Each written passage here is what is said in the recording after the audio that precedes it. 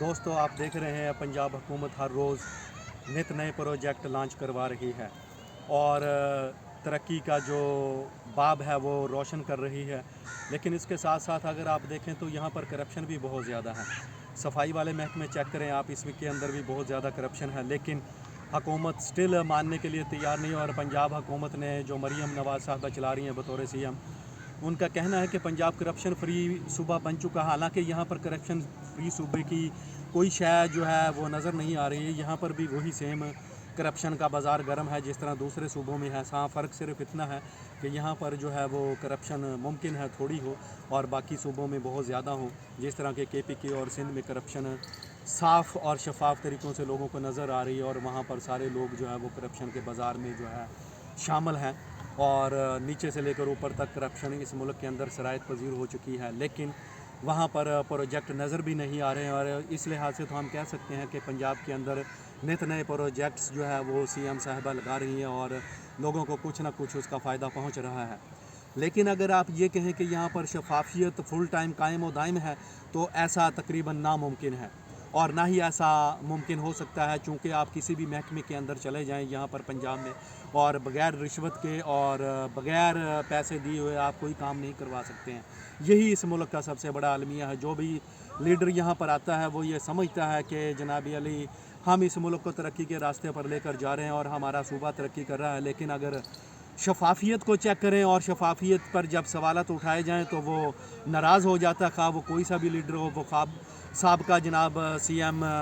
ہوں یا موجودہ CM۔ تو یہ اس ملک کا وتیرہ رہا ہے شروع سے ہی۔ اگر آپ شفافیت کے اوپر کویسچن اٹھائیں گے تو یہاں پر لوگ ناراض ہو جاتے ہیں، حالانکہ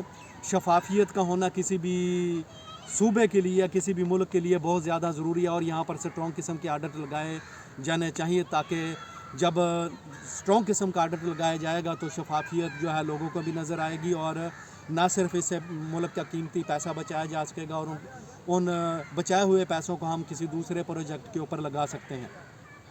لیکن اور ساتھ میں ہم لوگوں کو روزگار بھی دے سکتے ہیں، اور اس طرح نہ صرف صوبہ ترقی کرے گا بلکہ ملک بھی ترقی کرتا چلا جائے گا۔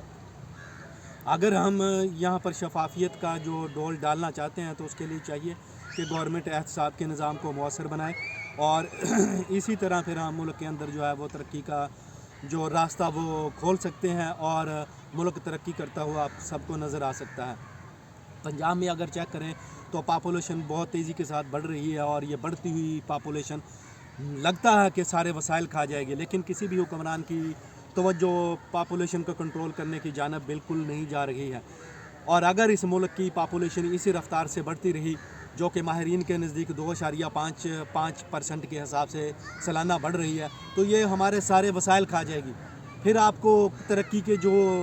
بھاشن ہے عوام کو سنانے کے لیے یہ ضروری نہیں ہوں گے آپ کو، کیونکہ یہ سارے ترقی جو ہے آپ کی وہ پاپولیشن کھا جائے گی، لہٰذا ملک کے اندر نہ تو آپ کے پاس زراعت ہوگی، نہ ہی آپ کے پاس انڈسٹری ہوگی، اور نہ ہی جناب علی آپ کے پاس دوسرے شعبے ہوں گے جس کے اندر آپ ترقی کر سکیں گے، کیونکہ پاپولیشن وہ